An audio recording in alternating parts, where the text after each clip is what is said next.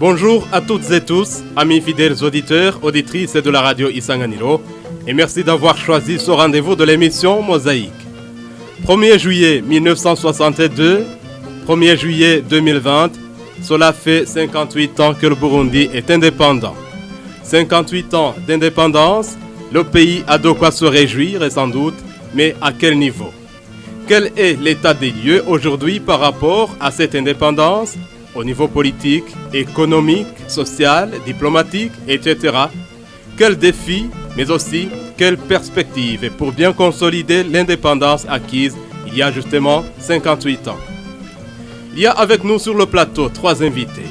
Jean-Claude Karelwa Ndenzako, vous êtes le porte-parole du président de la République, un poste qui n'est pas du tout nouveau pour vous et nous vous en félicitons. Bonjour et bienvenue.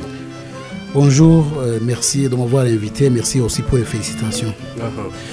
Professeur Émile Mourouha, vous êtes historien, enseignant d'université, ancien président de l'Assemblée nationale, ancien ministre de la Culture, ancien co-président de l'Assemblée ACP, CEE, Afrique et Caraïbes et Pacifique, communauté économique européenne qui a mis en place, qui est la mère de l'Union européenne aujourd'hui.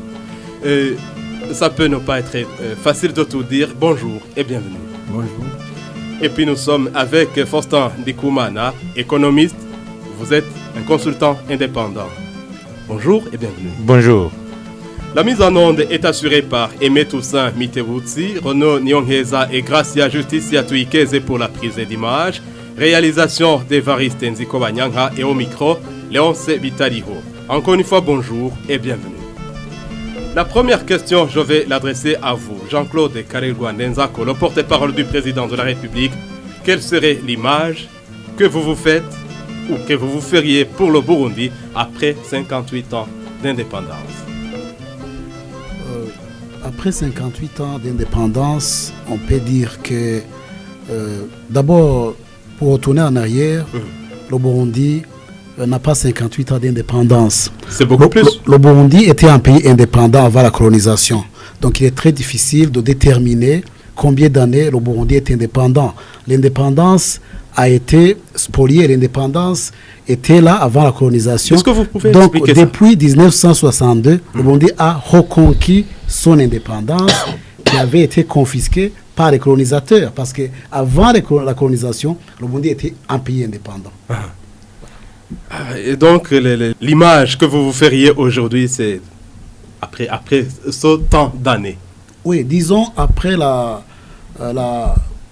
une fois que le Burundi a recouvert son indépendance. Depuis donc cette fois 1962. Oui, de 1962 à nos jours, l'image que je me fais du Burundi, c'est un pays qui a traversé des périodes difficiles de son histoire.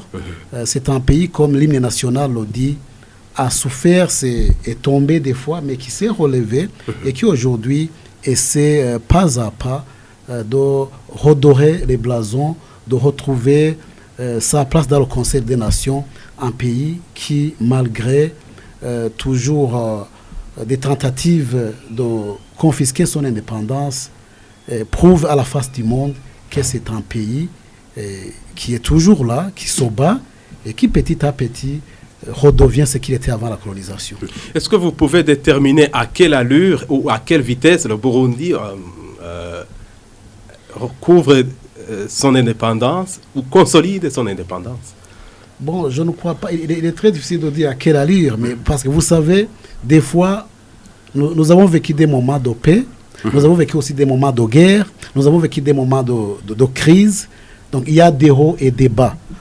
Quand il y a des hauts, le Burundi va vite. Et quand il y a des bas, vous comprenez bien entendu que le Burundi stagne, que le Burundi traverse des crises, et ça c'est normal. Mais le plus important, c'est que chaque fois que le Burundi a traversé des moments difficiles, le peuple burundais s'est levé comme un seul homme et a surmonté ces crises-là. Et aujourd'hui, il y a de quoi être satisfait. Vous parlez de recouvrement d'indépendance en 1962, mais le concept indépendance nationale, ça peut avoir plusieurs significations. Qui dit indépendance nationale dit quoi selon vous? Qui dit indépendance nationale, pour moi, selon ma conception, c'est que le pays est géré politiquement, économiquement, socio-culturellement par les citoyens de ce pays-là, sans interférence, sans influence de cette soi-disant communauté internationale, donc sans influence du monde extérieur. Alors, avant la colonisation, comme je le disais, les Burundais pouvaient, ils pouvaient satisfaire leurs besoins. Ils avaient de quoi manger, ils pouvaient nourrir et guérir leur bétail, ils étaient très avancés en technologie, ils pouvaient fabriquer eux-mêmes les houes pour cultiver leurs champs, mais avec la colonisation, tout cela s'est écroulé comme un château de cartes. Et vous comprenez qu'à partir donc, de la colonisation nous a fait reculer en arrière, mais avec la reconquête de l'indépendance, je me dis que le peuple burundais a compris qu'il doit donc rattraper le temps perdu. Des fois, ils vont vite, et des fois, ils s'arrêtent pour réfléchir, et des fois même, certains s'endorment, mais le peuple... Est-ce qu'il n'y a pas des fois où des gens, le pays se retourne en arrière? Oui, parce que vous savez, ce virus-là de la division que le colon a inoculé au Burundi reste toujours là. Il reste toujours là. Les Burundais ont tellement souffert, ils ont été empoisonnés par différents poisons, ils ont été victimes de plusieurs enseignements coloniaux et néocoloniaux. Et pour guérir de tout cela, il faut toute une thérapie, il faut une combinaison de plusieurs sortes de médicaments, il faut une combinaison même économiquement, il faut beaucoup d'efforts qui doivent être conjugués. Et vous comprenez que ce n'est pas facile, mais comme je te l'ai dit, l'un ou l'autre jour, petit à petit, l'oiseau fera son nid et le Burundi retrouvera sa dignité d'antan. C'est peut-être la même question à vous, professeur Émile Ngoroha. Avec c'est quoi cette définition que vous feriez à ce concept d'indépendance nationale? Le concept d'indépendance nationale, c'est que effectivement, le pays a ses institutions propres et maître de son destin, reconnu, et a des relations avec d'autres États, et là, ses lois, etc. Donc, le Burundi, effectivement, comme l'a dit M. Karerwa, était indépendant avant la colonisation. Depuis plus de 400 ans, depuis Ntarerushatsi, même avant, nous étions une nation indépendante. Et alors est venu, si vous voulez, les colonisateurs allemands. Donc vous convergez avec M. Karerwa que le Burundi était indépendant avant la venue de la colonisation. Bien évidemment. Sinon, nous avons eu nos rois qui ont bataillé fortement, à commencer par surtout Mwezi Gisabo, qui a combattu et les Arabes, les Arabisants, les Zanzibarites, les colonisateurs allemands, les Belges, jusqu'au fameux traité de Kiganda, qui a fait que la suprématie allemande a été reconnue. Nous sommes retombés, nous avons été donc colonisés pendant 60 ans, 20 ans allemands, 40 ans belges, et nous avons recouvré notre indépendance le 1er juillet 62. Et donc, voilà, donc, quelle est l'image que je me fais de ce Burundi indépendant? Bien évidemment, c'est une image positive, parce que le Burundi, en devenant indépendant, vous savez, il n'aurait pas dû même être colonisé, parce qu'on aurait pu commencer la coopération, puisque c'était un État indépendant, on aurait pu commencer la coopération tout de suite, sans entrer dans la colonisation. Donc, depuis les 50 ans, il y a bien sûr beaucoup de choses. Pendant 50 ans, il y a beaucoup de vicissitudes, il y a des moments agréables, des moments aussi de difficultés. Le Burundi a connu beaucoup de difficultés des périodes très difficiles, tout le monde le sait, mais elle a participé aussi à reconstruire patiemment le pays, tout en s'intégrant dans la communauté mondiale, internationale, avec l'adhésion aux Nations Unies, l'adhésion à l'OIA, aux organismes internationaux, l'UNESCO, etc. Donc, il y a toujours, si vous voulez, des choses positives, des bienfaits, mais des défis, parce que la reconstruction d'un pays, c'est quelque chose de permanent. Vous dites que le Burundi ou ses colons auraient passé à la coopération avec à la coopération au lieu de passer à la colonisation. C'est-à-dire donc que cette période d'un peu les 20 ans pour les Allemands, 40 ans pour les Belges, cette période de colonisation n'aurait pas dû être, il fallait plutôt la collaboration, la coopération. Comment est-ce que ça... Ça aurait pu être possible. Qu'est-ce que le Burundi avait à vendre en ce temps-là? Le Burundi avait à vendre et elle avait aussi, on savait, pourquoi les pays européens, à la conférence de Berlin de 1885, ont décidé de se partager l'Afrique. On nous parlait des fameux 3C, civilisation, commerce et christianisation. Vous croyez que c'était ça? C'était surtout pour chercher les ressources naturelles pour leurs industries. Que regorgent ces pays africains. Oui, ils le savaient.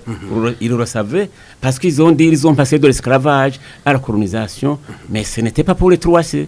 C'était parce qu'il y avait l'Afrique, on sait, les pays avaient des ressources, des ressources matérielles importantes, des ressources minières, donc, et aussi un marché, des marchés où ils pouvaient aussi verser leurs produits, etc. Est-ce que le Burundi ou les Burundais le savaient qu'il y a des matières à vendre, disons par exemple le sous-sol? J'allais poser la question, est-ce que le Burundi était comment avant 1962, sous la colonisation belge et allemande? Sous la colonisation, bien évidemment, vous pouvez parler que c'était une société dans un contexte d'oralité, parce qu'il n'y avait pas d'écriture, il n'y avait pas de transport, il n'y avait pas de route, mais avec la coopération, on pouvait aussi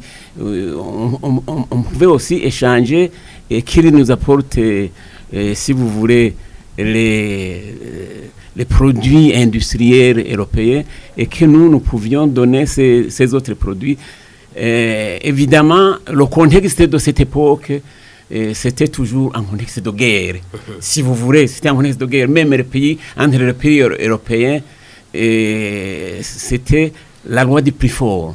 C'est pourquoi il y a eu beaucoup de guerres, même entre les pays européens. Vous savez même que la première colonisation allemande a été évincée après, suite à la guerre, la première guerre mondiale, alors que ces pays qui se faisaient la guerre étaient ensemble à Berlin pour se partager le continent africain. Donc c'est un problème d'intérêt. Permettez que je passe le micro à M. Faustin Ndikoumana, consultant indépendant et économiste. Quelle serait votre analyse de votre côté? Vous êtes un consultant indépendant. Le pays est souverain, indépendant depuis 58 ans. L'évolution a été comment? À différents secteurs que vous pourriez toucher. Je parle ici des secteurs économiques et sociaux, au niveau de la gouvernance, de la diplomatie, etc. C'est beaucoup de choses. D'abord, pour moi, le concept d'indépendance, je l'analyse sous deux aspects. D'abord, il y a le premier aspect où je le classe dans le contexte historique. Oui, les pays africains, les pays latino-américains ont été colonisés à un certain moment avec la révolution industrielle, précédée par les voyages des explorateurs. Vous vous souvenez de Stanley, ici, Livingstone. On était à la conquête du monde pour avoir surtout les matières premières pour l'industrie naissante des pays industrialisés. Dans ce cas, avec la technologie supérieure des pays développés, les pays et comme les pays africains, les pays sud-asiatiques, les pays latino-américains ont cédé. C'est cela le contexte historique. Par après, alors, après la Deuxième Guerre mondiale, après la création de l'ONU, il y a eu un mouvement justement de lutter pour l'indépendance des nations. Et les pays sont redevenus indépendants dans le contexte des droits de l'homme universel avec la déclaration de 1948. Ça a été un mouvement généralisé pour stopper, pour couper court avec cette hégémonie des pays forts contre les pays faibles. Mais il y a aussi l'indépendance difficile à clarifier parce que finalement, aucun pays n'est indépendant dans le contexte pragmatique de gestion quotidienne. Aucun pays n'est indépendant aujourd'hui. Il y a l'interdépendance des nations à travers les relations historiques, les relations fondamentales qui doivent exister entre pays, que ce soit au niveau commercial, que ce soit au niveau culturel, que ce soit au niveau économique. Donc, aucun pays ne peut se suffire. Aucun pays ne peut vivre en autarcie. Tu es indépendant par rapport à quoi? Ici, même si on analyse l'ordinateur que porte monsieur le porte-parole, il nous est fabriqué d'où? Est-ce qu'il est fabriqué ici au Burundi? Non. Nous accédons à la technologie de l'ordinateur grâce à l'extérieur. Donc, les pays sont interdépendants. Même les pays européens, les États-Unis, et la Chine, il y a interdépendance. Donc, mais il y a des différences en tout cas, M. Faustin-Koumara. D'avance. Donc, l'indépendance dans ce contexte pragmatique est difficile à dire. Mais si on le définit comme le recouvrement des nations au niveau de la gestion institutionnelle par les fils et filles d'une même nation, avec un contexte historique qui est indéfini, ce sera indépendance ou souveraineté qu'il faut analyser. Et à ce moment-là, on peut dire que le Burundi, justement, après le recouvrement de cette indépendance, il y a eu des hauts et des bas, des crises politiques. Vous savez qu'au lendemain du recouvrement des indépendances, il y a ce qu'on appelle les lendemains qui ont déchanté dans les pays africains. Il y a eu des crises, il y a eu, je me souviens d'un président africain qui s'appelait Ahmed Sékou Touré. Il aimait dire que pour lui, le clanisme est pire que le colonialisme. Il aimait dire ça, le clanisme. Donc quand les nationaux se déchirent entre eux, c'est pire. Parce qu'un étranger, s'il vient vous asservir, c'est de droit parce qu'il cherche ses intérêts économiques. Mais quand c'est les crises entre les fils et filles d'une même nation, que ce sera qui est beaucoup pire. En fait, le lendemain qui ont déchanté, c'est que le lendemain des indépendances, beaucoup de pays africains ont tombé dans des crises répétitives, y compris au Burundi, des hauts et des bas. Mais ils essaient d'avancer avec les sommets de l'abord, la démocratisation. Il y a eu des périodes de dictature, il y a eu des périodes de liberté, il y a eu les sommets de l'abord, l'avance de la démocratie, des hauts et des bas. Mais quand même, il y a des avancées, peut-être qu'on peut évaluer. Mais jusqu'à maintenant, le concept de domination entre nations reste toujours, je dirais, centré sur la domination technologique. Et c'est une question que peut-être je poserai à tout le plateau ici. Les Burundais menaient ensemble des guerres contre la colonisation, contre les colonisateurs, mais après l'indépendance, justement, des guerres fratricides ont éclaté et de façon répétitive. On peut citer des dates emblématiques, si l'on peut le dire ainsi. 1965, c'était juste 3 ans après le recouvrement de l'indépendance. 1965, 1972, 1988 avec Ntega Marangara et 1993.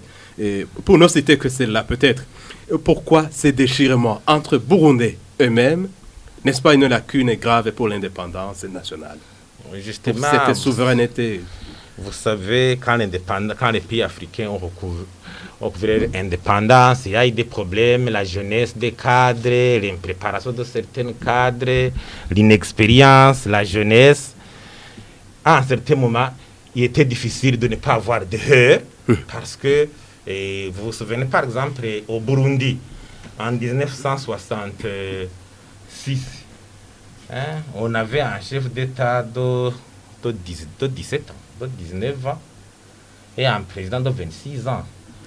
À un certain moment, il y avait des problèmes d'expérience, des problèmes d'impréparation justement de ces jeunes cadres. Vous parlez de Charles Ndizeye, qui était roi et Micombero était premier ministre. Oui. Et, par exemple, au lendemain de l'indépendance au Burundi, de 62 à 66, la moyenne de longévité gouvernementale était de 7 mois. Je l'ai analysé ça, 7 mois. La moyenne gouvernement, d'abord le premier gouvernement Muhirwa, presque 9 mois, puis le gouvernement Ngendandoumwe, presque 7 mois, le gouvernement Nyamoya vient, 7 mois, le gouvernement Ngendandoumwe vient, il est assassiné, il y a une vide politique, on organise les élections de 1965, difficile de nommer le premier ministre, il y a l'attaque du palais de 65 à 66, vide politique, le roi est absent, le premier ministre a été presque assassiné, il est tenté de soigner en Europe. En 66, c'est justement Nare V qui est intronisé. Il y a un problème de cohabitation entre Nare et, je crois, et son premier ministre. Vous savez, ça montre combien, mais au lendemain de l'indépendance, les vicissitudes sont directement apparues. Bon. Est-ce que je peux vous poser la même question, monsieur le porte-parole du président de la République, Jean-Claude Karegwande Nzako? Pourquoi ces déchirements répétitifs au sein des Burundais eux-mêmes après le départ des colonisateurs? C'est très simple. C'est très simple. Je ne vais pas m'appesantir beaucoup si c'était question.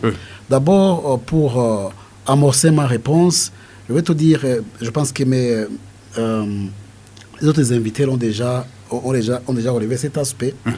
La colonisation n'est pas encore terminée. La colonisation est toujours là, mais sous une autre forme. Parce que comment a-t-elle commencé? Il y a ce qu'on appelle d'abord les explorations. Il y a des explorateurs qui sont venus pour tâter le pouls, pour voir ce qu'il y a. C'est peut-être une phase. Oui. Après les explorateurs, nous avons eu des missionnaires. Parce qu'il y a eu des missions. Les explorateurs ont donné rapport, ils ont dit ces peuples-là sont vraiment très bien organisés. Pour pénétrer dans ces pays-là, il faut les endormir. Alors, l'évangélisation, la christianisation, les missions avaient cet objectif-là. Et quand ils ont terminé leur travail, c'est la colonisation qui a commencé. Et quand on s'est dit que le colon est chassé de l'Afrique, des pays colonisés, tout simplement, c'est le néocolonialisme qui est apparu. Aujourd'hui, on parle de la mondialisation, de la globalisation, mais ce sont des formes de colonisation d'une manière ou d'une autre. Donc, grosso modo, le modus operandi des colons est toujours le même. C'est diviser pour régner. Ils divisent pour régner. Donc, pour parvenir à leur fin, à leurs objectifs, ils sèment la pagaille, ils sèment la zizanie, ils sèment les discordes. Si aujourd'hui, après le départ le soi-disant départ des colons, parce que il peut y avoir, ouais, pour moi, ils peuvent partir physiquement et rester virtuellement. Ils peuvent rester ici sous une autre forme, mais je vais te le dire. Mais c'est-à-dire que vous sentez encore leur présence, la présence des colons. Oui, ils sont toujours là. Comment? Ces organismes, la création, la mise en place de ces organismes internationaux, c'est une façon de garder une mainmise sur les anciennes colonies. Parce que ces matières premières qu'ils sont venus chercher, les matières premières sont toujours ici. C'est ce que le président qui vient de nous quitter, son excellence Pierre Nkurunziza disait, nous sommes victimes non pas des crimes que nous avons commis, mais nous sommes victimes de notre situation géographique et géologique. C'est-à-dire non minérés. Et puis, mais aussi... donc, en d'autres termes, notre richesse. Ouais. Sera peut-être notre problème avec ces gens. On est victime de la richesse que... Oui. Il y a un proverbe ougandais qui le dit mieux, qui dit que les malheurs de la vache font le bonheur du chien. Si nous avons... Ils peuvent créer des problèmes chez nous pour profiter de ces problèmes-là. Mais pour me résumer, la question que tu as posée, c'est déchirement, c'est guerre fratricide. Pourquoi ça se répète? Ça se répète parce que, comme je l'ai dit quand j'ai commencé avec ma première question, c'est que les colons ont inoculé un poison aux pays colonisés. Il y a un venin qui, donc un poison qu'il faudra vraiment traiter pour plusieurs années. Ils ont même formé une élite entre guillemets, pour donc prendre la relève après leur départ. Former une élite. Quelle élite? Parce que, attendez-moi un tout petit peu, avant la colonisation, les guerres fratricides ne s'observaient pas au Burundi. Ces guerres ont commencé après la colonisation. Parce que c'est à cause de cette politique de diviser pour régner, c'est à cause de ces enseignements, c'est à cause de la destruction du tissu social, c'est à cause des enseignements qui ont divisé les Burundais qui continuent à sentir les conséquences de cette colonisation-là. En tout cas, c'est curieux de dire qu'avant, il n'y avait pas de ces guerres fratricides, justement. Il y a lieu de poser cette question. Pourquoi justement, on s'entretue aujourd'hui, alors qu'on a d'autres choses à faire pour développer le pays? On s'entretue aujourd'hui par ignorance. On s'entretue. Écoute, quand il est empoisonné, quand il prend un poison, ton corps ne réagit pas comme il réagissait avant. Il te faut un médicament qui peut ne pas te... Des fois, on a besoin d'une combinaison de médicaments. Il faut une thérapie complexe pour que quelqu'un retrouve sa santé d'avant. Donc, ces enseignements-là, avec leurs pions, leurs serviteurs qu'ils ont placés ça et là, nous continuons à... Si aujourd'hui il y a des troubles, il y a des gens qui...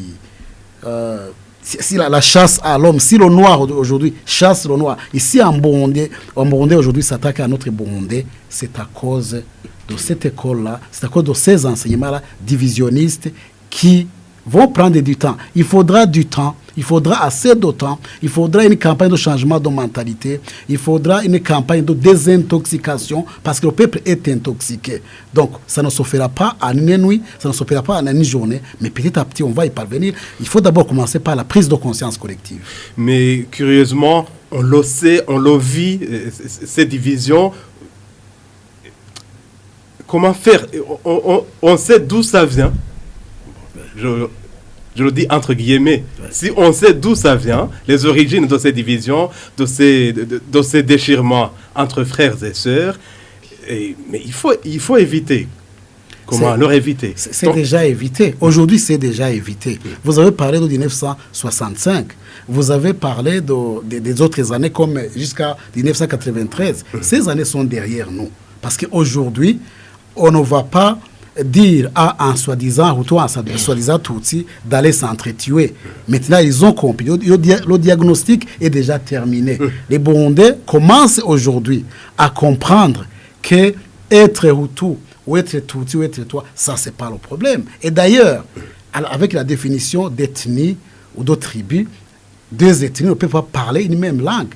Au Burundi, donc les définitions des anthropologues et des sociologues sont d'accord avec moi que nous n'avons pas trois ethnies au Burundi. Ça, c'est ce qu'on nous a dit. Nous l'avons accepté. C'était à un moment. Et aujourd'hui, nous avons beaucoup de Burundais comme le professeur Mouroha qui connaissent la vérité, connaissent la réalité, qui peuvent éclairer le peuple burundais et leur dire vous vous êtes trompés.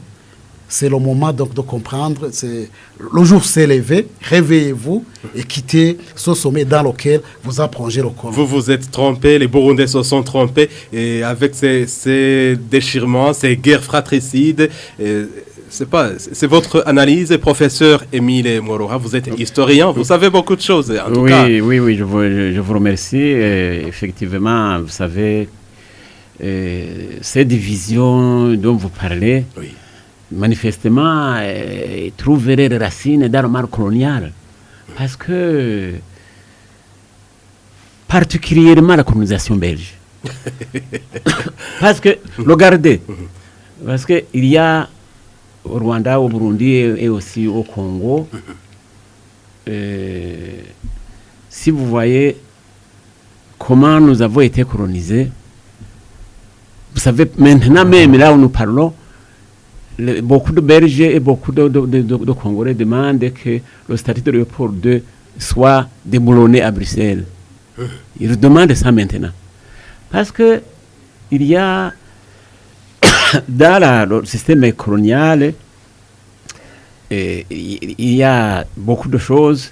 D'abord, il y a eu l'idéologie de division qui a été diffusée Par exemple, en ce qui concerne le Burundi, comme il le disait, les catégories sociales qui étaient les Bahutu, les Batutsi, les Batwa, etc., avec les mêmes identités claniques, lorsque les Belges sont venus, ils ont dit, écoutez, avec l'idéologie de Gobineau, qui a toujours de race supérieure et de race inférieure, ils ont dit que le Burundi et le Rwanda, etc., il y avait des races supérieures et des races inférieures.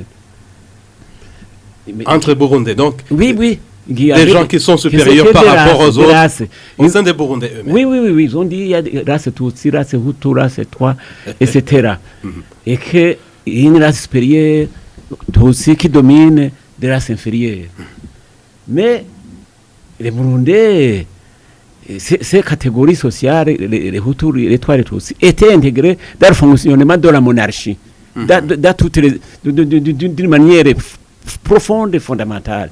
Et c'est comme ça que même le système qu'ils ont instauré, ils ont d'abord amené cette division et aussi en y intégrant le système féodal européen, en essayant de lire. Il y a des ouvrages qui disaient le Rwanda, Burundi, étranger royaume féodal. Mais ils ont envoyé même un professeur, Smet, en 1935, pour vérifier. Un professeur belge. De l'université de Bruxelles. Pour qu'il vérifie si effectivement le Rwanda, le Burundi était un pays féodal. Il a démontré que le Burundi n'était pas un pays féodal. C'est un pays de prestataires, où nous avons donc le roi qui avait, si vous voulez, qui avait sa cour, et qui avait des fonctions, qui intégrait tout le monde, etc. Il a dit que ce n'était pas du tout un pays féodal à la manière de l'Europe du XVIe siècle. Et son étude n'a pas été publiée. Parce qu'il n'a pas justifié là. Bon.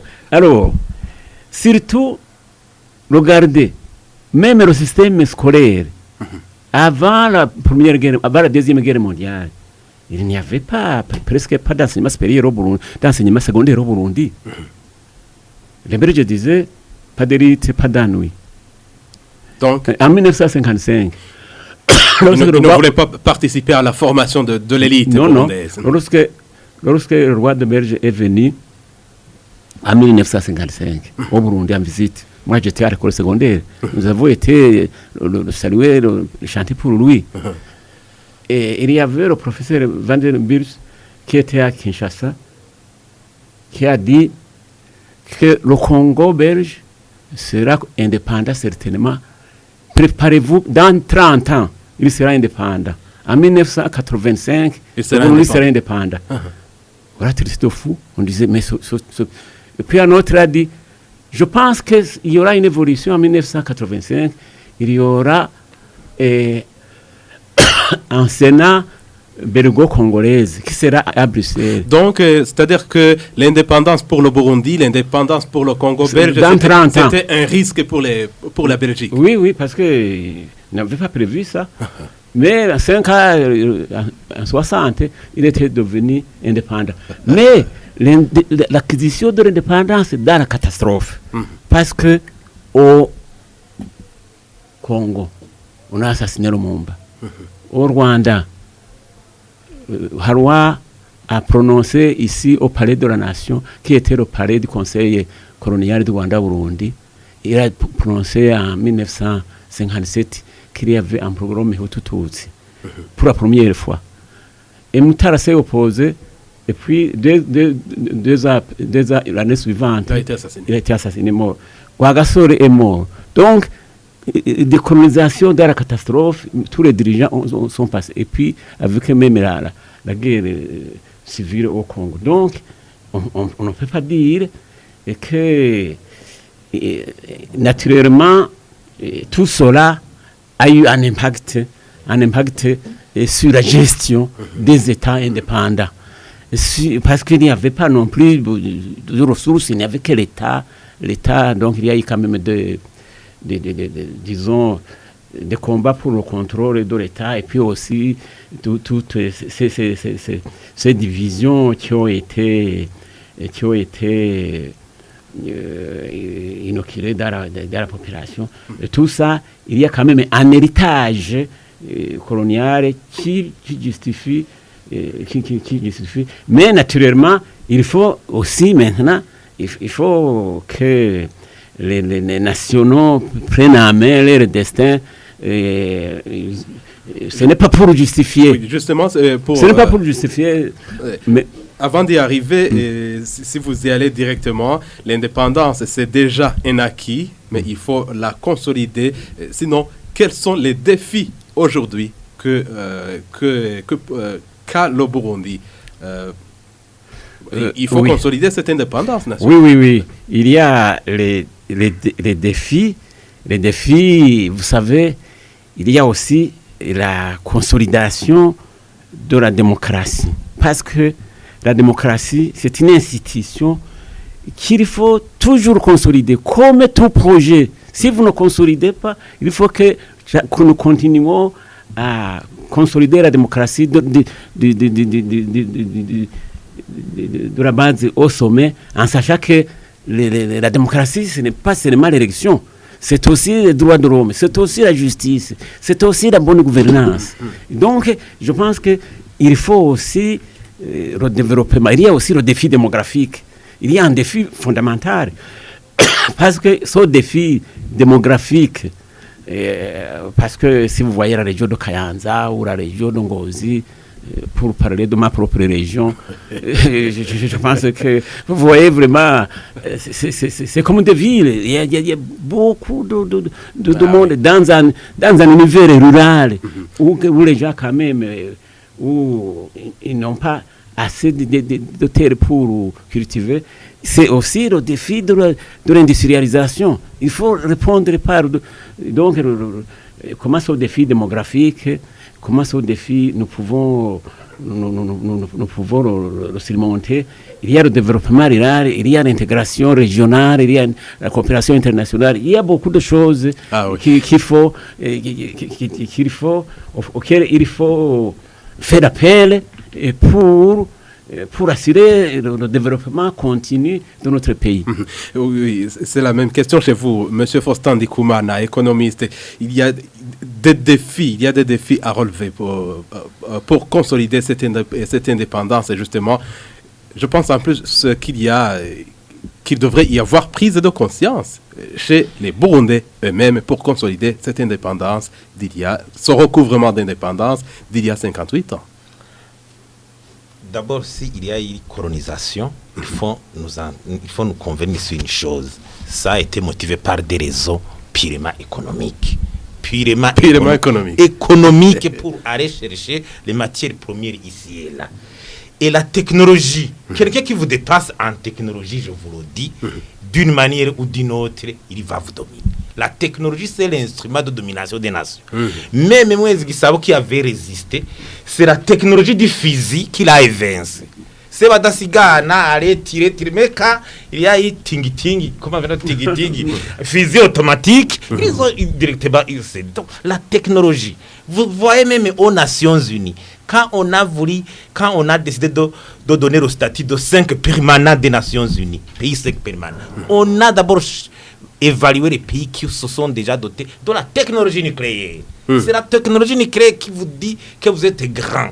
Mais sinon, mes chers amis, le premier défi en Afrique, c'est ce développement, accéder à la technologie. Nous regorgeons des matières premières. Nous en faisons quoi? C'est drame géologique. Donc nous en faisons quoi? Il faut suivre le modèle asiatique. Les Asiatiques, justement, ont su comment, justement, apprendre sur leurs anciens maîtres. Maintenant, ils ont terrassé les anciens adversaires. La révolution Meiji au Japon a produit des miracles. Apprendre de leurs anciens maîtres. Je me souviens le discours Est-ce que les Burundais, nous sommes capables d'apprendre de nos anciens maîtres? Justement, c'est comme ça, à partir de cette volonté, on peut y arriver. D'abord, si le colonisateur est venu pour diviser, pour régner, c'est tout à fait légitime. Quand quelqu'un veut vous dominer, il doit vous diviser. Est-ce que vous pouvez être surpris de ça, de ce comportement? Quand quelqu'un veut vous dominer, il doit vous diviser. Mais cette graine de division, ce qui me chagrine, moi, ce qui m'écoeure, quand on jette une graine dans un champ, faut pas l'arroser quand il est mauvais. Nous continuons à arroser une graine, une boutombine. Arroser comment? Je viens dans votre champ, je sème une graine, une semence, quoi. Si elle est mauvaise, il faut ne pas l'arroser pour que justement, elle ne continue pas à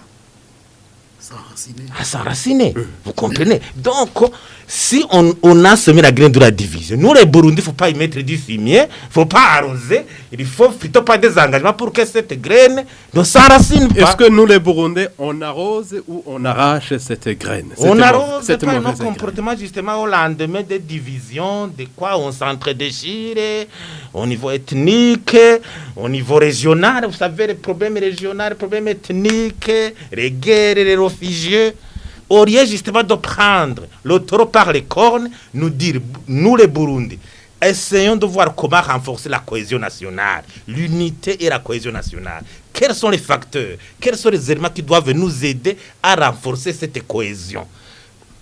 Tout à l'heure, monsieur le professeur disait... Mais où est cet obstacle qui nous empêche d'arracher cette mauvaise graine dans nos champs? Justement, c'est pour ce comportement antidémocratique, son comportement d'égoïsme de certains cadres au lendemain des indépendances. Le clanisme, donc c'est-à-dire l'égoïsme, je prends le pouvoir, il faut entretenir les gens de ma région seulement, de mon ethnie. Qu'est-ce qui va se passer? C'est les populations finissent par s'entre-déchirer. Vous savez, la monarchie, justement, on dit qu'avant la colonisation, la monarchie était très forte. Mais après la monarchie a été vite dépassée par le comportement de certains cadres. Ils ont voulu prendre le pouvoir. On dit qu'il y a eu course entre les airs de prendre le pouvoir. Attends. En 65, on a vu ce qui s'est passé. En 70, ce qui s'est passé. Et quand on a évincé le roi, ceux qui ont pris le pouvoir, la République, au lieu d'être une République vraiment universelle, une République pour protéger les intérêts nationaux, ça n'a pas été ainsi. Et les gens ont choisi alors aller dans le maquis pour combattre, pourquoi. Et voilà comme ça, on en est arrivé là. Jusqu'à ce que vraiment on commence à dialoguer dans les années 2000. Je me souviens... Je présente mes excuses pour monsieur Émile Mouroua. Moi, en 1985, c'était à l'époque du président Bagaza. J'étais à l'école secondaire. Je me souviens que quand on a pris les séminaires, quand on a nationalisé les séminaires, les représentants du parti Ipura qui étaient venus nous expliquer à l'école secondaire, étaient venus avec un document dire que la Belgique et l'église catholique sont mauvais, ils entretenaient des opposants à l'extérieur, au parpehuto et quoi, avec des histoires comme ça. Après, le même discours revient encore une fois. Quand les opposants sont à l'extérieur, on nous dit encore une fois que c'est le colonisateur. Je crois que la conscience doit être à nous. La façon dont nous gérons la cohabitation, le respect des droits de l'homme, la justice, cette démocratie qui protège tout le monde, qui protège les intérêts de tout le monde. Moi, j'ai suivi ça. Le discours reste le même. Quand vous êtes opposant, on vous taxe que vous êtes à la sorte du colonisateur. C'est le discours. Quand on voit, donc je me dis qu'il faut que cette cohésion soit entre nous les Burundais.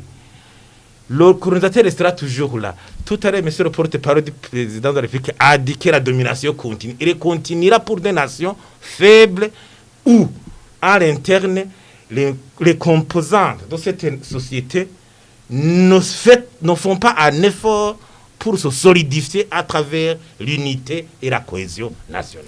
Mais une petite question, monsieur Faustin Ndikoumana. Est-ce que les Burundais, le Burundi ne reste-t-il pas dans la position d'avoir besoin des appuis extérieurs, des appuis des autres nations au regard de la situation actuellement? Et tout à l'heure, on parlait de l'industrialisation, des infrastructures routières, etc. Est-ce que le Burundi est capable Je vous ai parlé du modèle asiatique, le discours de la révolution Meiji, de l'empereur Mutsuhito. Il disait avec la révolution Meiji, nous avons envoyé des techniciens japonais pour aller prendre la technologie dans les pays avancés. La technologie, c'est aussi le terme que vous évoquez. Nos anciens maîtres, ils en étaient fiers. En accédant à la technologie, si par exemple aujourd'hui, le Japon a une entreprise comme Toyota, il concurrence directement Renault des Français. Il concurrence Chrysler des Américains. Parce qu'on a déjà atteint à cette technologie. Je crois qu'ici même en Afrique... Ayant appris de leur maître. Oui, justement, parce qu'ils étaient advancés en technologie, la révolution industrielle et de l'Europe, et avec le scientisme, les découvertes scientifiques, c'est vers même le 19e siècle. Et quand ils ont dit, nous devons apprendre ça, ici au Burundi, l'école, il est calqué sur le modèle, quel modèle, et monsieur le professeur, il est calqué sur le modèle occidental, nos universités, ils coopèrent avec qui? Nos États qui doivent faire le 3e cycle. La technologie, justement, nous avons été dépassés au niveau technologique. L'Afrique doit faire son effort pour faire une avancée au niveau technologique, commencer à exploiter nos minéraux nous-mêmes, commencer à prendre notre destinée économique, parce que même cette domination financière, c'est à partir de ce modèle économique où on exploite. Puis on exporte les matières premières et on nous revend les produits finis avec une valeur ajoutée aussi élevée. Et cette différence entretient justement cette domination, même qui alimente la finance internationale. Je crois que quelque part, alors, il faut une avancée, un engagement par rapport à ça. Domination, vous dites que le Burundi est encore dominé. Monsieur le porte-parole du président de la République, Jean-Claude Karerwa, est-ce que vous n'estimez pas que le Burundi a encore besoin des autres nations par rapport à l'inverse? Dans le contexte actuel, tous les pays ont besoin l'un de l'autre. Nous avons besoin des autres pays. Les autres pays ont besoin de nous. Nous ne sommes pas créés, comme le disait il y a quelques jours l'actuel président, nous ne sommes pas créés pour être aidés, mais pour s'entraider. Nous ne sommes pas créés pour dépendre des autres. Oui, nous ne dépendons pas des autres, nous dépendons l'un de l'autre. Nous sommes dans... nous devons nous inscrire... L'interdépendance, c'est ça? Oui, nous devons nous inscrire dans une forme de symbiose, dans une forme de coopération, d'entraide mutuelle. Si aujourd'hui, on fait recours au Burundi pour intervenir en Somalie, c'est d'une part, c'est pour aider les Somaliens à recouvrer la paix, mais d'autre part, c'est pour protéger des intérêts des Occidentaux qui transitent les marchandises par ce coin-là. Donc le Burundi, c'est un pays aujourd'hui qui, bien entendu, a besoin des autres pays, et le pays garde toujours la main tendue. Mais c'est aussi un pays qui a à offrir, en plus de ses ressources humaines, donc de ses contingents qui peut déployer pour restaurer la paix dans les pays comme la Centrafrique ou la Somalie.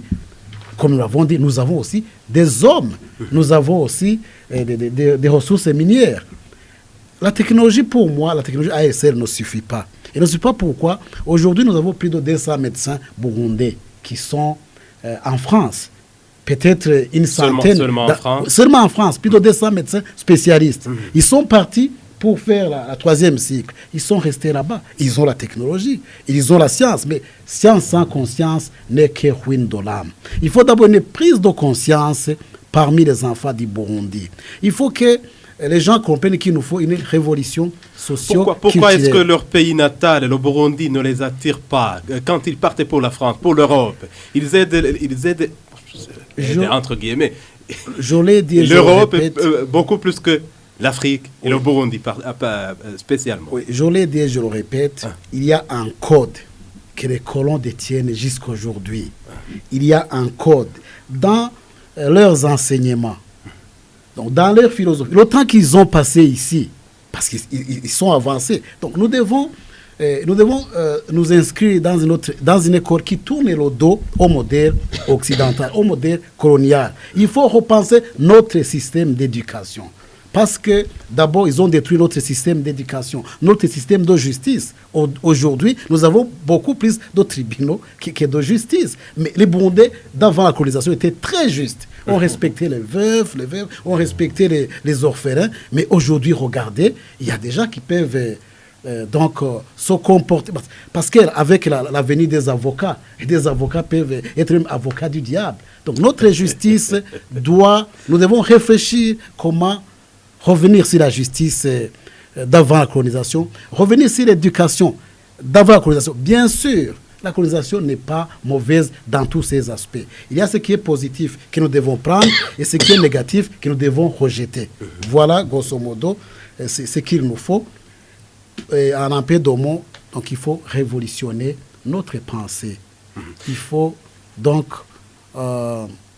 cesser il ne faut pas toujours croire. Une prise de conscience, c'est ça. Oui, il faut prendre une prise de conscience, il faut un changement de mentalité.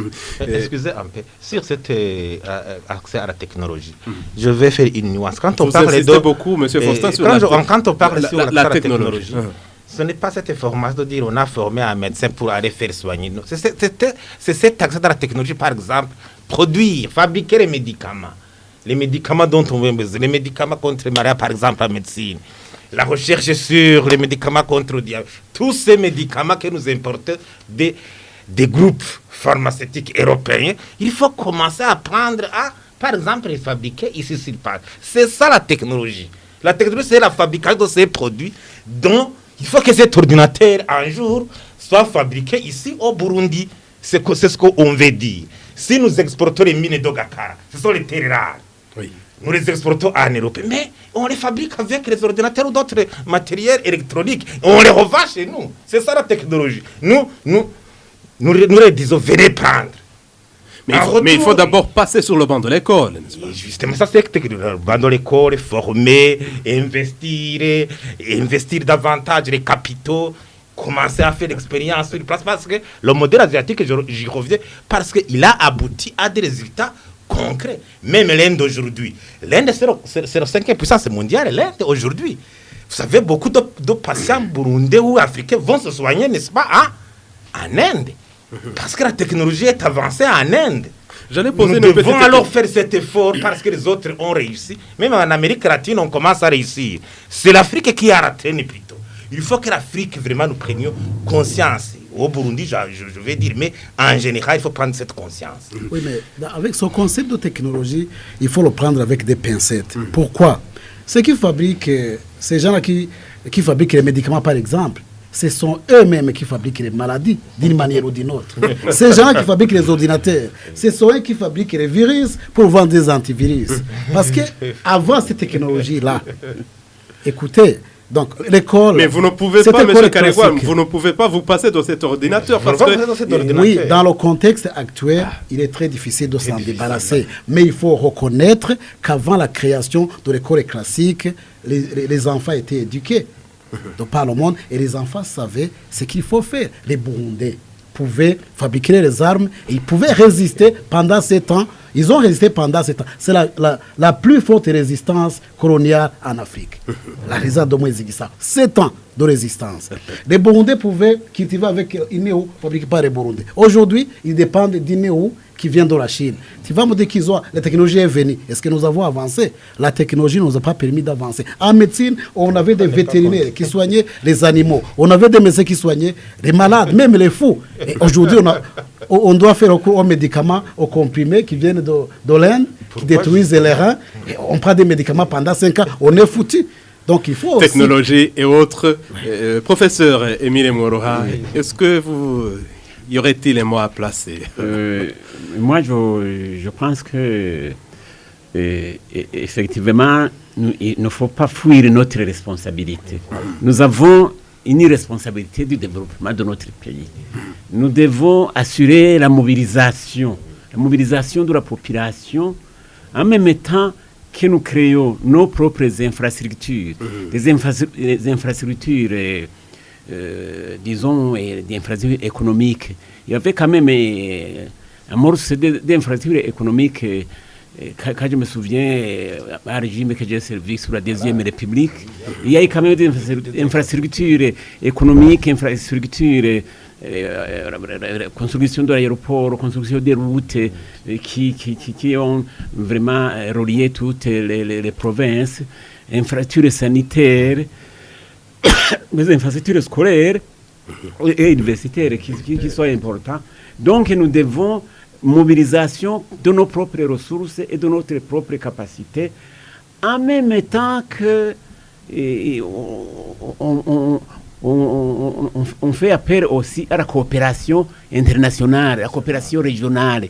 Donc, effectivement, il y a une interdépendance, mais il y a une responsabilité nationale à travers l'éducation, à travers aussi la mise à contribution de notre culture. C'est vraiment très important. Moi, je pense que nous avons beaucoup de défis, mais nous sommes responsables des innovations. Il y a aussi donc des opportunités. Des opportunités qu'il faut faire. Et je pense que, vous voyez, même si on met l'accent sur la coopération internationale, il y a le modèle, par exemple, de construire un véhicule. Et on a commencé quelque part. Et c'est diffusé à travers le monde. Oui. Et donc, et puis après, il y a eu des coopérations. Même la construction d'un avion. Il y a des pièces qui sont faites, par exemple, pour Airbus. Il y a des pièces qui sont faites en Angleterre, d'autres en Allemagne, alors que le siège est en France. Donc, c'est pour dire, je crois que nous avons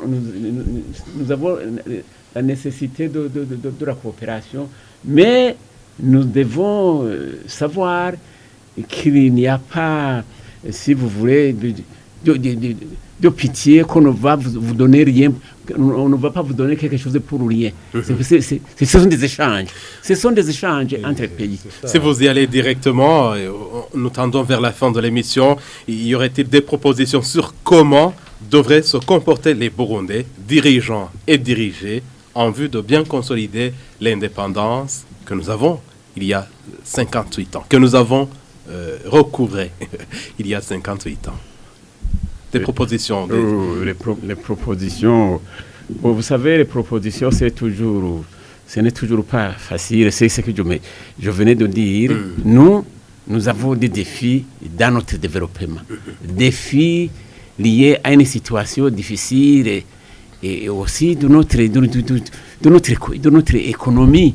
Nous n'avons pas beaucoup de choses à exporter. Il n'y a que le café et le thé. Et le minerai un peu aussi. Mais il faut que nous puissions travailler pour que nous puissions aussi exporter, pour que nous puissions créer des infrastructures économiques et sociales fondées sur la responsabilité aussi des élites nationales. Ils ont une responsabilité pour mobiliser la population, construire donc le développement, construire des infrastructures économiques, sociales, culturelles, mais aussi savoir qu'il y a des défis, qu'il faut toujours, même s'il peut y avoir, comment dirais-je, un relâchement ou des difficultés qui sont nombreuses, il faut toujours revenir à la tâche. Donc je pense que c'est ce qui est important, c'est la mobilisation pour le développement, pour la construction de notre démocratie et aussi la construction de notre modèle économique et social. Est-ce que vous avez quelque chose à ajouter, M. Faustin Ndikumana, économiste? Naturellement, donc, pour renforcer cette indépendance, j'imagine que d'abord, il faut, comme je l'ai dit, le renforcement de cette unité, la cohésion. Par exemple, on devrait faire tout pour qu'au Burundi, il n'y ait plus de réfugiés à l'extérieur. Pourquoi parler de réfugiés? Mais il y en a encore aujourd'hui. 300 000 réfugiés aujourd'hui, environ plus de 200 000 réfugiés, on nous dit les chiffres. C'est presque une province qui finalement a fui le pays. Il y a des provinces qui n'aboutissent pas à une population de 300 000 habitants. Donc, il faut faire tout. Je ne dis pas qu'est-ce qu'il faut faire le lendemain ici, mais faisons tout pour que parler des réfugiés au Burundi soit un phénomène qui disparaît. Et puis, allons sur le défi donc lié à la relance économique. Parce que nous sommes menacés. Hier, vous avez parlé des questions démographiques. Hier, on a tenu un atelier ici, Listebo et Rufinwap. On nous a montré comment en 2050, j'ai vu ici, on a les projets. projection démographique jusqu'au niveau communal. On a vu comment en 2050, par exemple, la population burundaise va doubler en 2050. Aujourd'hui, on est à une situation de 0,30 hectares par ménage. En 2050, ça sera encore moins. Le pays n'est pas en train de se lancer, de s'industrialiser. La population est jeune. Plus de 60% de la population a moins de 25. 70% a moins de 35. Comment allons vivre cette situation si le pays ne se relance pas au niveau économique? C'est un défi. Il faut cette bonne gouvernance, il faut cette mobilisation de la coopération, des ressources nationales, des ressources extérieures, de bonne gestion. Peut-être on pourra faire une autre émission pour clarifier comment justement relancer cette économie pour que le Burundi ne soit pas toujours dans cette situation de pauvreté endémique qui fait que l'instabilité économique alimente l'instabilité politique. Maintenant, le Burundi est arrivé dans un cercle vicieux difficile à casser. L'instabilité économique, l'instabilité politique qui alimente l'instabilité économique, et en son tour, l'instabilité économique entretient l'instabilité politique. Parce que quand les gens sont pauvres, ils sont manipulés. Donc nous devons prendre un engagement en profitant peut-être du leadership aujourd'hui nouveau pour booster toutes les énergies, rassembler les Burundais autour de ces valeurs qui vont nous faire arriver à cette relance économique effective. Monsieur Jean-Claude Karegwa Ndenzako, phénomène de réfugiés, est-ce que c'est possible que ce soit un concept qui disparaît pour le Burundi? La relance économique, est-ce que c'est possible? Est-ce que la croissance démographique, c'est facile à maîtriser? Oui, personnellement, je peux affirmer à haute et intelligible voix que toutes les conditions sont réunies aujourd'hui pour le retour des réfugiés. Et d'ailleurs, il y a un retour des réfugiés. Aujourd'hui, chaque semaine, nous avons des centaines de réfugiés qui rentrent. Mais il faut aussi donner le droit, reconnaître le droit aux Burundais qui ne veulent pas rentrer, de devenir une diaspora burundaise à l'extérieur. Ça, c'est quand même, c'est leur droit inaliénable. Les États-Unis d'Amérique ont plus de 40 millions d'Américains qui sont à l'extérieur de leur pays. Beaucoup de pays ont des gens qui sont à l'extérieur. Mais tous ceux qui veulent rentrer aujourd'hui, ils peuvent rentrer. Les portes sont ouvertes. Les portes sont ouvertes. La paix et la sécurité règnent. Le pays n'est pas un pays très développé, mais c'est un pays qui va se développer et qui compte sur toutes les synergies de ces enfants. Nous avons besoin de ces gens-là. Pour nous, les gens qui sont à l'extérieur, c'est une perte pour notre pays.